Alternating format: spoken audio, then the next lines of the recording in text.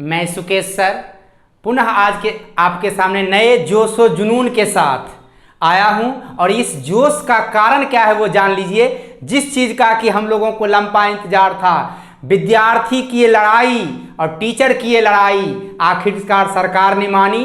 पहले हमारी सरकार की तरफ से पीयूष गोयल जी ट्विटर पर इस चीज़ का मैसेज दिए कि एनटीपीसी का डेट डिक्लेयर किया जाए। उसके बाद हमारे रेलवे के चेयरमैन को पर्सनली चेयरमैन को ऐसे एग्जाम के डेट देने के लिए नहीं आना पड़ता है, लेकिन चेयरमैन को स्पेशली एग्जाम का डेट देने के लिए सामने आना पड़ा। ये निश्चित रूप से छात्र और शिक्षकों के मेहनत का नतीजा है और इसी तरह से अगर लगे रहे आने वाले दिनों में मैं आशा करता हूं और मेरी गुजारिश है रेलवे मिनिस्टर से कि वो इसका एक शेड्यूल जारी कर दें एनटीपीसी और ग्रुप डी का, जो कि आने वाले दिनों में एग्जाम हो सके किस तरह से, उसका शेड्यूल होना बहुत ज़रूरी है छात्रों के लिए।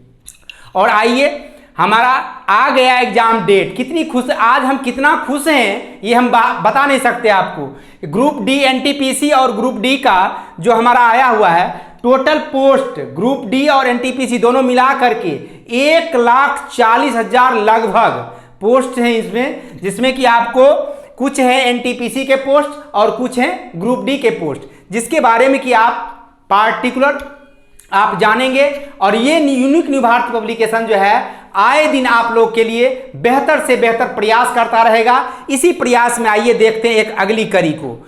आइए देखिए आपके लिए यूनिक न्यू भारत पब्लिकेशन की ओर से एनटीपीसी और ग्रुप डी का टेस्ट सीरीज विथ डिस्कशन अनुभवी शिक्षकों के द्वारा निःशुल्क दिया जा रहा है। अनुभवी शिक्षक प्रत्येक सब्जेक्ट के अलग अलग टीचर आएंगे आपको डिस्कशन करने के लिए और ये टेस्ट सीरीज स्टार्ट किया जा रहा है, जिसका आप जितना अधिक से अधिक लाभ उठाएंगे आपको उतना ही ज़्यादा फायदा मिलेगा और मैं आशा करता हूं कि आप इसका फायदा निश्चित तौर पे उठाएंगे।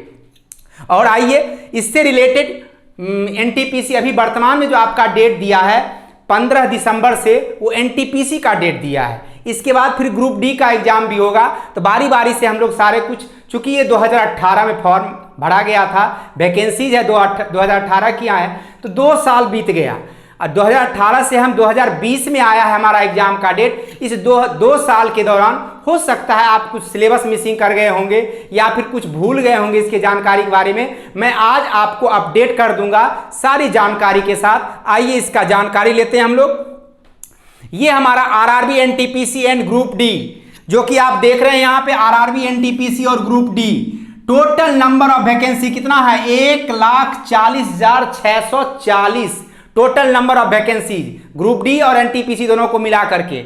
और दूसरा चीज है total number of candidates, a lot of candidates इस फॉर्म को भरे हैं 2 करोड़ 2.42 करोड़ कहिए, यानी 2,42,00,000 कह सकते हैं आप, यानी 2.42 करोड़ उम्मीदवार को इस फॉर्म को भरना बहुत बड़ी बात होती है। और रेलवे का वैकेंसी जो है ये बहुत बड़ा वैकेंसी होता भी है इस रेलवे का, रेलवे को बहुत बड़ा नियोक्ता भी कहा जाता है सबसे बड़ा। तो इस ख्याल से आप इसको समझ सकते हैं ये बहुत बड़ी वैकेंसी है हमारे लिए। और इस वैकेंसी के में आपको मैं पार्टिकुलर एनटीपीसी और ग्रुप डी के बारे में बताता जाऊंगा। अभी तत्काल हम जानते हैं एनटीपीसी चयन प्रक्रिया जो है उसका चयन प्रक्रिया क्या है। अब देखिए इसमें एनटीपीसी के लिए टोटल नंबर ऑफ वैकेंसी जो है 35,277 सीट का आपका आया था पद के लिए वैकेंसी, जिसमें कि अलग अलग पोस्ट के लिए इसमें वैकेंसी है। सारे पोस्ट के बारे में बताऊंगा कौन कौन सा पोस्ट इसमें दिया गया है। इसके साथ ही बहुत कुछ जानकारी देंगे आज आपको इसके बारे में, आप अंत तक वीडियो को देखते रहिए।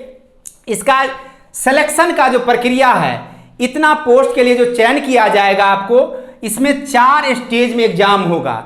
आपका स्टेज 1 जो होगा वो होगा आपका फर्स्ट स्टेज कंप्यूटर बेस्ड, सारा टेस्ट जो होगा इसका कंप्यूटर बेस्ड ही होगा, ऑनलाइन ही होने वाला है सारा एग्जाम। इसमें फर्स्ट कंप्यूटर टेस्ट जो होगा CBT 1 जो होगा वो क्वालिफाइंग होगा आपका। क्वालिफाइंग के लिए भी आपको नंबर लाना है कितना परसेंट, वो भी आपको हम बताएंगे इस वीडियो में। आज आगे बने रहिए, आपको मैं बताऊंगा इसके बारे में। उसके बाद आप जब CBT 1 में जो बच्चे CBT 1 में सेलेक्ट होंगे उनके लिए CBT 2 दिया जाएगा। अलग अलग पोस्ट के लिए अलग अलग, कुछ कॉमन पोस्ट के लिए आपको CBT 2 होगा, कुछ पार्टिकुलर के भी होगा। वो सारा प्रक्रिया मैं बताऊंगा कैसे कैसे रहेगा। सेकेंड स्टेज का जो CBT 2 जो आपका होगा, अगर आपका उसमें सिलेक्शन हो जाता है, मेरी कामना है, मेरा शुभ आशीर्वाद है, आप निश्चित रूप से सेलेक्ट हो जाइए CBT 2 में। और सेलेक्ट जब होते हैं तब आपके लिए आता है स्किल टेस्ट की बारी। स्किल टेस्ट में दो तरह की बातें, एक तो टाइपिंग, स्किल टेस्ट में एक टाइपिंग होता है और दूसरा होता है एप्टीट्यूड टेस्ट। एप्टीट्यूड टेस्ट मतलब इट मीन साइको टेस्ट होगा आपका। टाइपिंग, कुछ पोस्ट ऐसे हैं जिसके लिए कि टाइपिंग टेस्ट किया जाएगा। टाइपिंग भी होगा तो इंग्लिश में कितना वर्ड चाहिए, हिंदी में कितना वर्ड चाहिए, वो सब भी बताएंगे आपको। साइको टेस्ट अगर होगा, साइको टेस्ट का वैल्यू कितना होगा आपके मेरिट लिस्ट में, वो भी बताऊंगा मैं आपको आगे के। और उसके बाद जो है चौथा स्टेज इसका होता है डॉक्यूमेंट वेरिफिकेशन या मेडिकल टेस्ट। किसी किसी पोस्ट में डॉक्यूमेंट वेरिफिकेशन होगा और किसी किसी पोस्ट के लिए मेडिकल टेस्ट भी होगा इसमें आपको। तो ये 4 स्टेज में आपका सिलेक्शन होने वाला है। आप समझ गए होंगे इसको बेहतरीन ढंग से।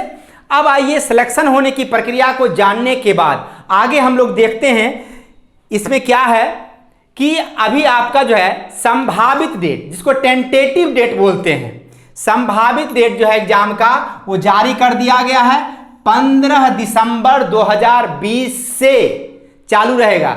ये चलने वाला है एग्जाम, क्योंकि ये लॉट ऑफ उम्मीदवार हैं इसमें, तो ये लंबा चलेगा एग्जाम, लंबा चलेगा एग्जाम। एनटीपीसी का एग्जाम समाप्त होगा, उसके बाद आपका ग्रुप डी का एग्जाम स्टार्ट होगा और लगातार ये एग्जाम चलता ही रहेगा। लगभग समझ लीजिए कि आपको मार्च अप्रैल तक ये एग्जाम चलता रहेगा, इतना लंबा एग्जाम चलेगा ये। और एक चीज ध्यान देना है, रेलवे के एग्जाम में निगेटिव मार्किंग पर जरूर ध्यान दीजिए, क्योंकि निगेटिव जो होता है 1/3 होता है। यानी कहने का मतलब है अगर 3 क्वेश्चन आपका गलत हो जाता है, 1 क्वेश्चन सही आपका खत्म हो जाएगा। यानी 1/3 निगेटिव मार्किंग। निगेटिव मार्किंग का मतलब समझ गए होंगे, अगर 3 क्वेश्चन आप गलत कर देते हैं तो 1 सही क्वेश्चन जो आप आंसर किए हुए हैं वो भी आपका चला जाएगा और 3 तो गलत गया ही। यानी कुल मिला के 3 1 कितना चला गया, 4 आपका चला गया। ये है इसका निगेटिव का खेला। तो आप रेलवे के एग्जाम में देने में निगेटिव मार्किंग से जितना बचने का प्रयास कीजिएगा। जो आपको क्वेश्चन आता हो, जिसका आंसर आप कंफर्म जानते हो, वही आप आंसर मारिए। पॉसिबिलिटी में, संभावना में आप आंसर मारने का प्रयास ना करें, उससे बचने का प्रयास करें। आपका रिजल्ट निश्चित रूप से आएगा, कोई रोक नहीं सकता आपको सफल होने से।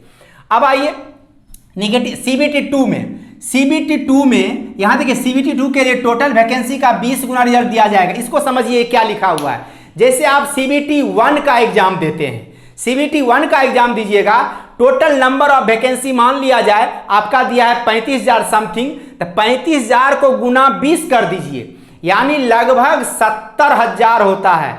तो आपको इसमें जो है टोटल वैकेंसी, टोटल जो आप फॉर्म भराया है, यानी फॉर्म जितना आपका भराया है रेलवे में एनटीपीसी में, उसका टोटल वैकेंसी का उसमें से 20 गुना आपको रिजल्ट दिया जाएगा CBT 1 में। यानी आप CBT 2 में जो लड़का बैठेगा, टोटल वैकेंसी का 20 गुना लड़का CBT 2 का एग्जाम देगा। इसको आप समझ गए होंगे। उसके बाद बारी आती है स्किल टेस्ट की। अब देखिए यहां लिखा हुआ है स्किल टेस्ट के लिए टोटल वैकेंसी का 8 गुना रिजल्ट दिया जाएगा। यानी आप इसको समझिए, जैसे आप CBT 1 दिए, आप कंपीट करके आए, CBT 2 में 20 गुना लड़का आया टोटल वैकेंसी का, 20 गुना लड़का दिया आपको CBT 2। अब उस 20 गुने लड़का जो दिए CBT 2 का एग्जाम, उस CBT 2 के एग्जाम में जो बच्चा पास आउट होगा, वो जो कि जिसका कि स्किल टेस्ट होना है, वो टोटल वैकेंसी का 8 गुना लड़का, टोटल वैकेंसी जो है उसका 8 गुना रिजल्ट दिया जाएगा आपको स्किल टेस्ट के लिए। यानी 8 गुना लड़का भाग लेंगे स्किल टेस्ट में। और स्किल टेस्ट के बाद आपका यहां पर देखिए CBT 1 तथा CBT 2 में क्वालिफाइंग, यहां पर एक चीज ध्यान देना है, CBT 1 क्वालिफाइंग है, लेकिन CBT 2 यहां पर हम गोल घेर देते हैं, CBT 2 क्वालिफाइंग नहीं है, CBT 2 क्वालिफाइंग नहीं, लेकिन आपको CBT 1 या CBT 2 में क्वालिफाई करने के लिए एक मिनिमम मार्किंग बनाया गया है। मिनिमम मार्किंग जो है वो कितना होना चाहिए, अनारक्षित यानी जनरल वालों को 40% नंबर। आपका जो टोटल नंबर है, मान लिया जाए अगर आपका 100 नंबर का क्वेश्चन है तो 100 का 40% आप निकाल लीजिए, 40/100, यानी मिनिमम 40 नंबर आपको लाना है कंपीट करने के लिए मिनिमम। लेकिन आपका कट ऑफ मार्क्स जो बनता है सिलेक्शन के लिए वो डिपेंड करता है नंबर क्वेश्चन के पैटर्न पे और नंबर ऑफ स्टूडेंट पे। इस पे नहीं जाना है कि 40% नंबर आया और आप कंपीट कर गए, ये क्वालिफाइंग के लिए सिर्फ इतना मार्क्स है।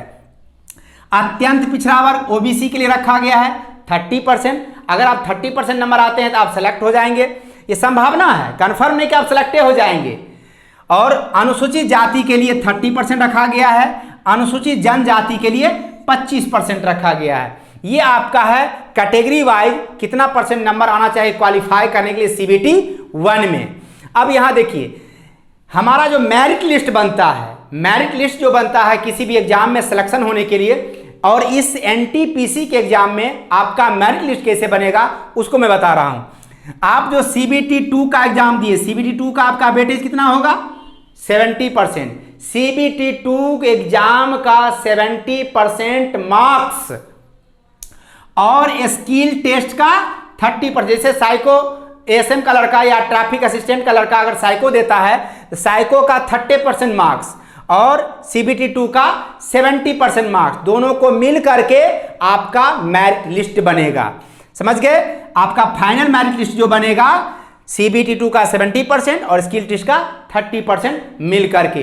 तो देर किस बात की, जग जाइए और इस लक्ष्य को प्राप्त करने के लिए अभी से लग जाइए। जब देर करोगे तो सफलता मिलना बड़ा मुश्किल हो जाता है। इस पर मैं आपको एक कविता सुनाता हूं। उठ जाग मुसाफिर भोर भई, अब रैन कहां जो सोबत है, जो सोबत है सो खोबत है, जो जागत है सो पावत है। उठ नींद से अखिया खोल जरा और अपने प्रभु से ध्यान लगा, यह प्रीत करण की रीत नहीं, रवि जागत है तू सोबत है। नादान भुगत करनी अपनी, ओ पापी पाप में चैन कहां, जब पाप की गठरी शीश धरी तब शीश पकड़ क्यों रोबत है।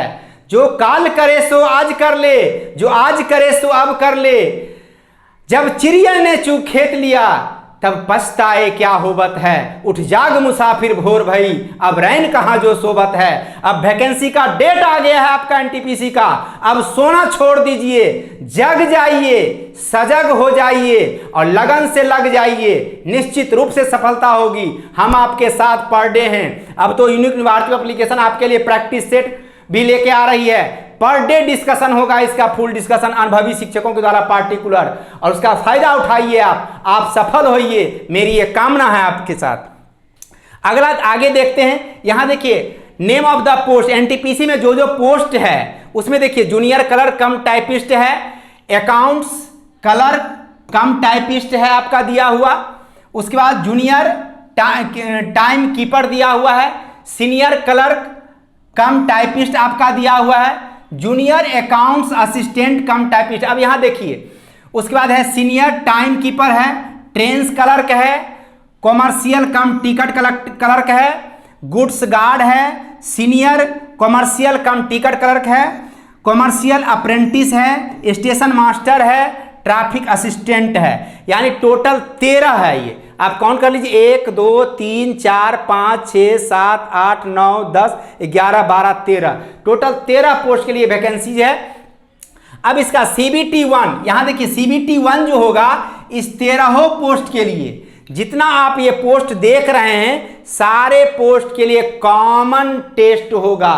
सीबीटी 1 होगा एक ही सभी विद्यार्थी के लिए, इन सारे पोस्ट के लिए सीबीटी 1 एक ही होगा सबका।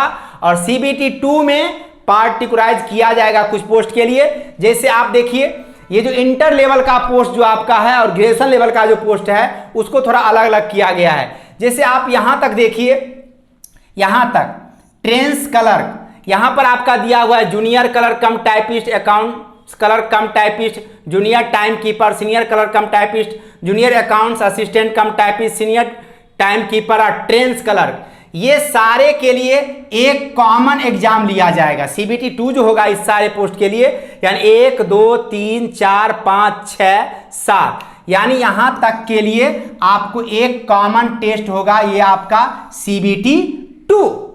अब यहां देखिए, अब इसमें आपका स्किल टेस्ट यहां तक के पोस्ट के लिए, इसमें से आपको ये देखिए सीनियर कीपर आप देख रहे हैं यहां तक के पोस्ट के लिए, सीनियर यहां से लेकर के 6 पोस्ट सीनियर कीपर के टेस्ट के लिए आपको टाइपिंग टेस्ट होगा, जो कि आपको हम बताए थे टाइपिंग टेस्ट की क्या प्रक्रिया होगी, वो आप देखिए यहां से समझ में आएगा।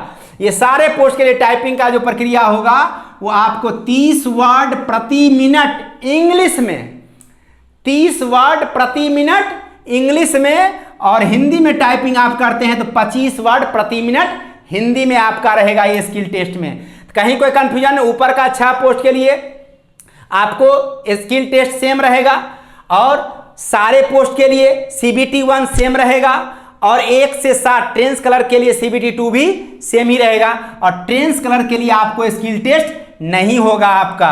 उसके बाद आ जाइए आप यहां पर, उस समय आपको हो सके डॉक्यूमेंट वेरिफिकेशन करे, राइट बहाल कर दे। उसके बाद आपका यहाँ पे कॉमर्शियल कम क्लर्क है, इसका सेपरेट एग्जाम होगा। ये जो आप देख रहे हैं कॉमर्शियल कम क्लर्क, इसका आपको सेपरेट एग्जाम लिया जाएगा। उसके बाद आपका स्किल टेस्ट इसमें नहीं होगा। और यहाँ पर देखिए गुड्स गार्ड और सीनियर क्लर्क कॉमर्शियल कम टिकट कलेक्टर, इसका जो होगा दोनों का आपका कॉमन होगा CBT 2। उसके बाद इसका जो होगा आपका स्किल टेस्ट यहाँ भी नहीं होगा। कॉमर्शियल अप्रेंटिस और स्टेशन मास्टर दोनों का आपको कॉमन होगा इसकी CBT 2। इस दोनों कॉमर्शियल अप्रेंटिस जिसको CA आप बोलते हैं, स्टेशन मास्टर यानी ASM जिसको बोलते हैं, दोनों के लिए कॉमन एग्जाम होगा। और ट्रैफिक असिस्टेंट का जो होगा वो सेपरेट एग्जाम होगा, क्योंकि ये 7th पे के अनुसार जो पोस्ट स्केल के अनुसार बांटा जाता है उसके अकॉर्डिंग ये एग्जाम का शेड्यूल है आपका। इसमें क्या है देखिए, स्टेशन मास्टर और ट्रैफिक असिस्टेंट दोनों के लिए एप्टीट्यूड टेस्ट जो कि साइको टेस्ट कहलाता है, ये आपको स्टेशन मास्टर और ट्रैफिक असिस्टेंट के लिए अप्लाई होगा। तीसरा एग्जाम आपका स्किल टेस्ट में एप्टीट्यूड टेस्ट जिसको आप साइको टेस्ट बोलते हैं। इसके बाद आइए आगे, आप सब बेहतरीन ढंग समझ गए होंगे इसको, कहीं कोई कंफ्यूजन नहीं रहा होगा। अगर कंफ्यूजन हो तो बार बार आप इसको बैक करके समझ सकते हैं, देख सकते हैं। आगे आइए हम लोग देखते हैं CBT 1 हो जो हमारा होगा NTPC के लिए। CBT 1 ऑल पोस्ट के लिए एक ही होना है। उसमें आपको सब्जेक्ट ये आपको 3 सब्जेक्ट है, मैथ है, जनरल अवेयरनेस है, मैथ है, जनरल इंटेलिजेंसी एंड रीजनिंग है, यानी 3 पेपर आपका है अभी सिलेबस में, जिसमें कि आपको जनरल अवेयरनेस उस होगा आपका 40 नंबर का, और मैथ होगा आपका 30 नंबर का, और रीजनिंग होगा आपका 30 नंबर का। और नंबर का क्वेश्चन का जो नंबर होता है सेम होता है, 40 क्वेश्चन है तो 1-1 नंबर का सब क्वेश्चन रहेगा, 40 नंबर का होगा। और ये भी 1-1 नंबर का सभी क्वेश्चन रहेगा, 30 नंबर का, और ये भी 1-1 नंबर का होगा, 30 नंबर का होगा। टोटल क्वेश्चन आपका 30 होगा, टोटल नंबर भी आपका 100 होगा। टोटल क्वेश्चन 100, टोटल नंबर भी 100। टाइम इसके लिए आपको 90 मिनट यानी 1.5 घंटा का समय दिया जाएगा। अब यहां पर थोड़ा सा समझना है, हम लोग को रणनीति तैयार करनी है किस तरह से एग्जाम में क्वालिफाई करें, कंपीट कर जाएं। अब देखिए यहां पर आपको समझने के लिए मैं बता रहा हूं, यहां पर 2 पेपर है आपका, यहां पर आपका 2 पेपर है, मैथ और रीजनिंग। अब देखिए मैथ में भी आपका 30 नंबर है और रीजनिंग में भी आपका 30 क्वेश्चन है, 30 क्वेश्चन है, 30-30 नंबर का है। दोनों को मिलाते हैं तो कितना नंबर हो जाता है? 60 नंबर हो जाता है। अब एक चीज बताइए, 100 का 60% कितना होता है? 60%। 100 का 60 कितना होगा? 60%। अब किसी भी एग्जाम के लिए जनरली 60% जो है पीटी मेंस अगर हो तो कंपीट करने के लिए अच्छा नंबर माना जाता है। तो अगर आप मैथ रीजनिंग पे कमांड करते हैं तो 60 नंबर में अगर मान लिया जाए 50 नंबर भी आता है आपको, कहीं कोई दिक्कत नहीं है। मैथ रीजनिंग पर पकड़ बनाइए, आपको 50 नंबर आता है उससे लीजिए। जनरल अवेयरनेस से अगर 10 नंबर भी आपको आता है, टोटल नंबर कितना आ जाएगा? 50 दिया आपको मैथ रीजनिंग और 10 नंबर लिए आप जनरल अवेयरनेस से, टोटल कितना हो गया? 60 नंबर। आप कंपीट कर गए ना। किस तरह से कंपीट करना है एग्जाम को, किस तरह से रणनीति तैयार करनी है वो समझे आप, कहीं कोई कंफ्यूजन नहीं रहा होगा। अब आइए हम लोग देखते हैं, यहां से जब निकलेगा लड़का तो टोटल नंबर ऑफ वैकेंसी का 20 गुना रिजल्ट यहां से जारी किया जाएगा CBT 2 के लिए, जो कि पहले आपको मैं बता चुका हूं।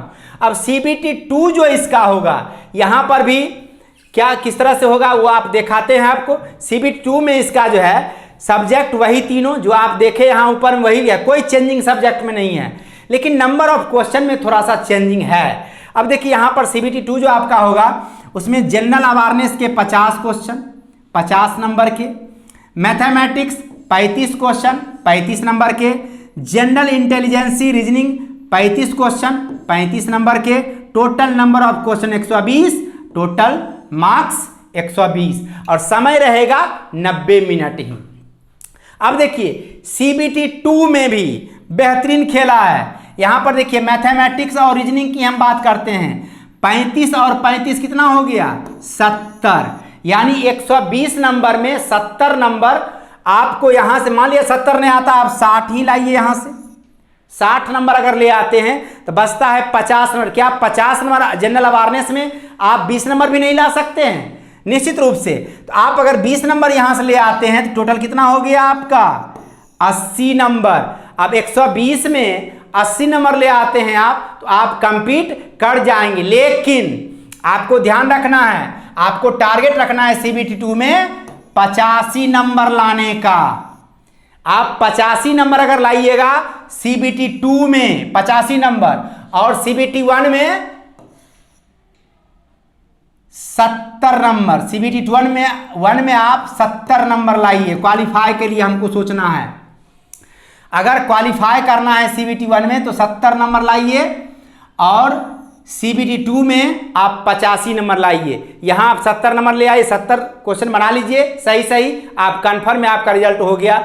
CBT 2 में उसी प्रकार 85 नंबर का क्वेश्चन आपको सही सही बनाना है, टारगेट रखना है कि 85 नंबर हमको लाना है। अगर इसमें आपको 90 नंबर आ जाता है तो मनचाहा पोस्ट आपके लिए एप्लीकेबल हो जाएंगे। मनचाहा पोस्ट के लिए आप स्किल टेस्ट दे सकते हैं या वेरिफिकेशन आप डॉक्यूमेंट्स का करा सकते हैं। ये फायदा है, यहाँ पर आपको जितना अधिक मार्क्स आएगा आपके लिए उतना बेहतर होगा। इसलिए मैं आपको बता दे रहा हूँ 85%, 85 नंबर, परसेंट नहीं, 85 नंबर या परसेंट ले आते हैं तो और बेहतर हो जाता है। आप CBT 2 में प्रयास कीजिए इतना नंबर हमें आए तो हम सफल हो जाएंगे। आइए आगे समझते हैं इस चीज को।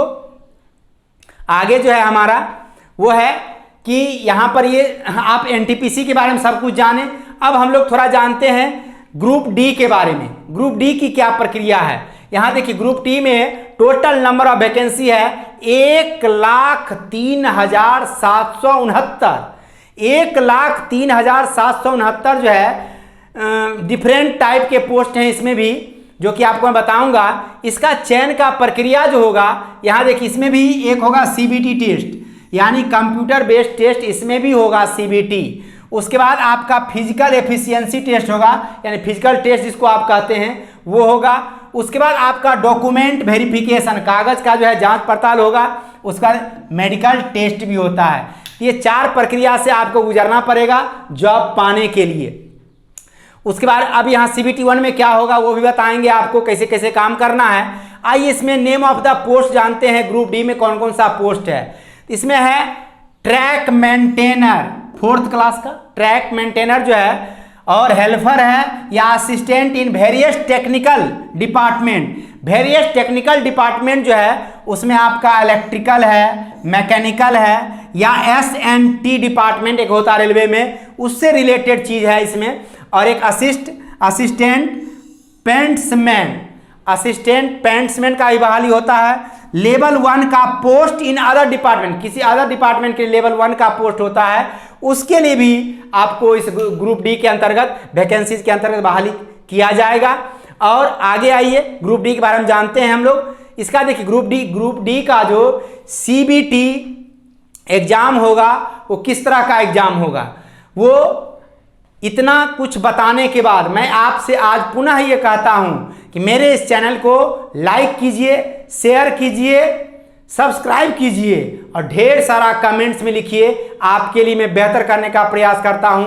ये न्यू भारती पब्लिकेशन जो है आपके लिए बेहतर करने का प्रयास करती है, तो आप इसको ध्यान से देखें। अब देखिए CBT जो होगा आपको ग्रुप D के लिए, उसमें general awareness and current affairs, general awareness के साथ क्या दिया हुआ है, करंट अफेयर्स दिया हुआ है। वो 20 क्वेश्चन रहेगा 20 नंबर का।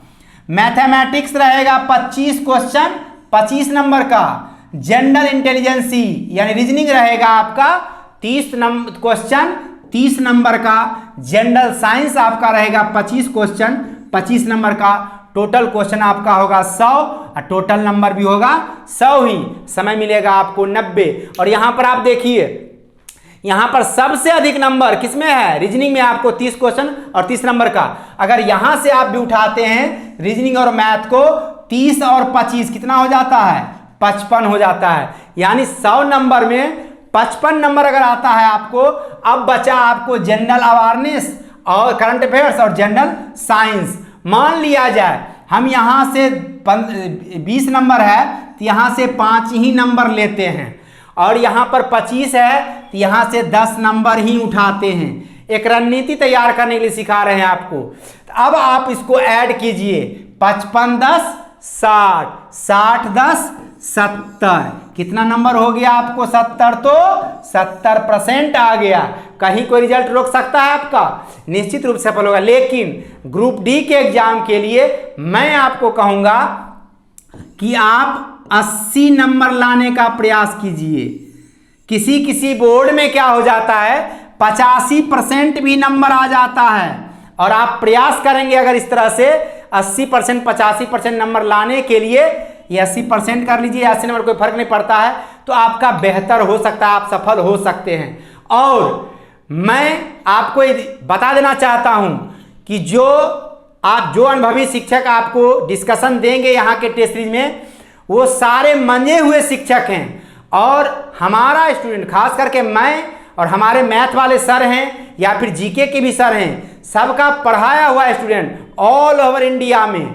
आप कहीं भी चल जाएंगे, किसी भी अच्छे स्टेशन पे, मुख्य स्टेशन जो है, जहां पर भी जाइएगा वहां पर मेरा स्टूडेंट आप पाएंगे। सब जगह मेरे स्टूडेंट ऑल ओवर इंडिया में। तो रेलवे की तैयारी के लिए मैं पिछले 19 साल से काम कर रहा हूं स्टूडेंट के पीछे, और स्टूडेंट को पढ़ा रहा हूं, और हमारा स्टूडेंट पढ़ के कंपीट कर रहा है। अदरवाइज कहीं ध्यान भी नहीं देने की जरूरत है, आपको मेहनत करना है। हम आपके साथ हैं, आपको निश्चित सफलता प्राप्त करवाएंगे और आप निश्चित सफल होंगे।